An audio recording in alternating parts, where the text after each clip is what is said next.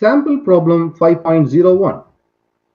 Here are examples of how to use Newton's second law for a puck when one or two forces act on it. So what is meant by puck? A puck is a solid disc-like structure which is used in ice hockey game. Okay? Okay.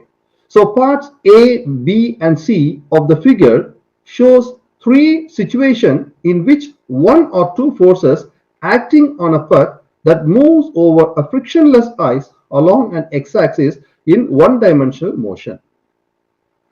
The puck's mass is m equal to 0.20 kilogram and the forces F1 and F2 vector are directed along the axis and have the magnitudes of F1 equal to 4 Newton and F2 equal to 2 Newton.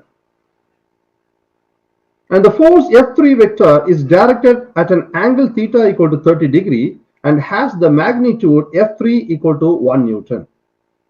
In each situation, what is the acceleration of the puck? So in this question, we are going to find the acceleration of the puck in three situations A, B and C. So for that, we have to apply Newton's second law. And they clearly mentioned in the question, we have to consider these three situations in one-dimensional motion. That means we have to consider only x-axis point of view. And the puck's mass is given. So let's rewrite the given first. So what are the informations given in the question?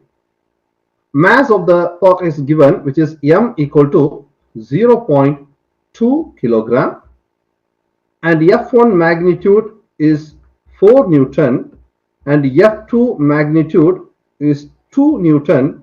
And F3 magnitude is 1 Newton. And also theta for the third situation is given as a 30 degree. And what we have to do, we have to find the acceleration of the puck for these three situations. So let's find the answer one by one. So if you see the situation A, you can see the puck is moving in the positive x direction and the force F1 is acting in the positive direction of the x. So that means we have to apply the Newton's second law formula only in one-dimensional point of view. So as we know, F equal to, the net force F equal to m multiplied by A. So let's write the formula first. So F1, which is equal to mass multiplied by acceleration, and here the acceleration in the positive direction of the x, so I can write A of x. Now I'm going to substitute the value for the situation A. So the mass takes the value of 0.2 multiplied by the acceleration of the block we don't know. So let's rewrite A of x, and F1 magnitude is given in the question as 4 Newton.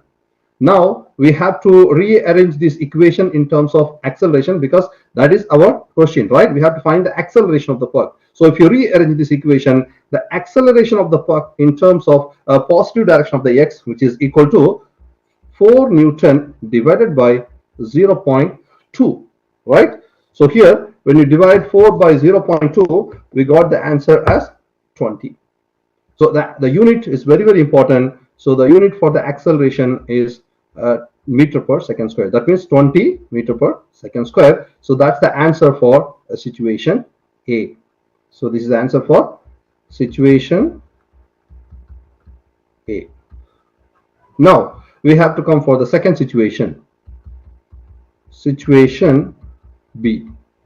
If you see the situation B, there are two forces acting on the x direction. So F1, its magnitude is greater. You can see the size of the length of the arrow, and F2 is smaller. So F1 acts in the positive direction of the x, and F2 acts in the negative direction of the x. So now, if you want to apply the rule, so then we have to go for taking the resultant force, right? So as we write the formula first, so here, how can we write the formula? Positive direction of the force, we have to give the importance, which takes the positive value. That means F1 minus F2, which is equal to m multiplied by A of x, right? So why we write like this? Why we just give positive value for F? Because this is moving in the positive direction of the x. That's the reason we gave the positive value for magnitude of F1. Clear? So now we have to find the answer for Ax. So you have to rearrange this equation. Therefore, Ax, which is equal to F1 minus F2 divided by mass. So we have to substitute the value. So F1 takes the value of 4 and F2 takes the value of 2, and the mass is 0.2 kilogram. So now I'm going to substitute the value. So F1 takes the value of 4, F2 takes the value of 2, and then it is 0.2 kilogram. So 2 divided by 0.2, we got the answer of the acceleration of the puck in the positive direction. That means in x-axis point of view is 10 meter per second square. So this is the answer for the situation B. And now we have to go for the third situation. So in third situation, we have to see the diagram. So in this diagram, you can see F2 is in the negative direction of the x, but F3 is acting with respect to an angle based on the positive direction of the x, and here the angle is given as 30 degree. So for these situations, we have to find the acceleration. So let's rewrite the situation. So this is our third situation, which is situation C. So here we have to frame the equation. So if you consider this direction, this is your x component of F3 of x, and this will be F3 of y, and this is the direction of the angle. So in this direction, you applied the force F3 with respect to an angle theta, which is equal to 30 degree. So we have to consider only the x component here for getting the acceleration, because the acceleration takes place in the horizontal direction. So we have to consider only the x component of the force 3. So by that, we have to first write the equation. So how we can write? So first we have to give the positive sign for F3 of x. Why? Because this is in the positive direction of x. So F3 of x minus F2, which is equal to m multiplied by a of x. And here let's see the magnitude value of F3, so which is 1 Newton, and F2 is 2 Newton. So now I have to substitute the value. As we know, for the x component, we studied in chapter 3 vector.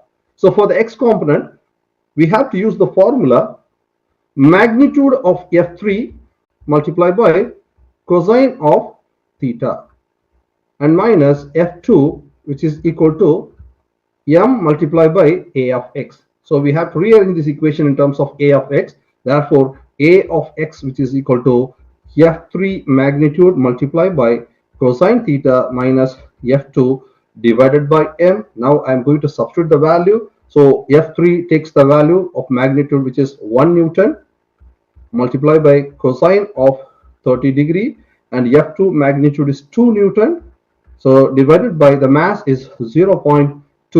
So let's see what's the answer for the third situation. So a of x, which is equal to 1 multiplied by cosine of 30 degree minus 2 divided by 0.2. I got the answer as minus 5.66, minus 5.66, and the unit for the acceleration is meter per second square. So why we got the negative value? Because you can see we apply the two forces magnitude. F3 magnitude is 1 Newton and F2 magnitude is 2 Newton. That means in the direction of the greater magnitude, the object will be accelerated. That's the reason we got the negative answer here. So this is the answer for the third situation. That's it. Thank you.